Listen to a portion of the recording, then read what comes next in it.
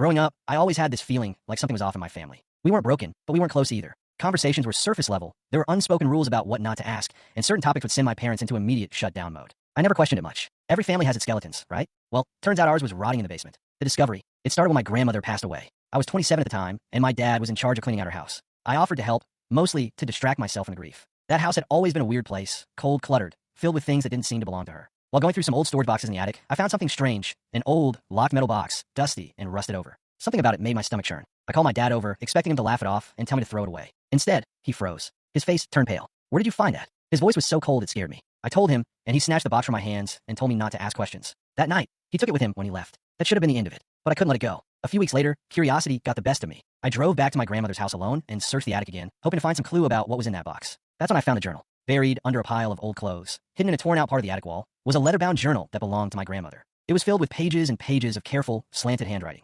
rambling entries that made little sense at first. But as I kept reading, my stomach dropped. She was confessing to something horrifying. My family was hiding a body. According to my grandmother's journal, back in 1970s, my uncle, my dad's older brother, had gone missing. That's what the family always said, that he ran away, that he had problems, that he wanted to start over. That was a lie. My uncle didn't run away. He was killed, and not by some stranger, by my grandfather. The journal described it in fragmented emotional bursts, how my grandfather had been an angry, violent man, how my uncle had tried to stand up to him, how one night a fight turned deadly. My grandmother helped cover it up. They buried him, and then, to protect the family name, they made up the runaway story. For years, they kept this secret, forcing my father and his remaining siblings to live as if their brother had simply vanished. The worst part? The journal hinted that my father might have seen it happen. I sat on that information for weeks. I barely ate, barely slept, just kept staring at the words, trying to make sense of it. I finally worked up the nerve to confront my dad. I asked him one question. "What happened to Uncle Tommy?" He went silent. Then, after a long pause, he just said, "Let it go." That's when I knew. I pressed harder, told him what I found, showed him the journal. I thought he'd deny it, maybe get angry. Instead, he just looked tired. Then he said, "Some things don't need to be dug up." That was it. No explanation, no denial, just an exhausted plea for me to leave it buried.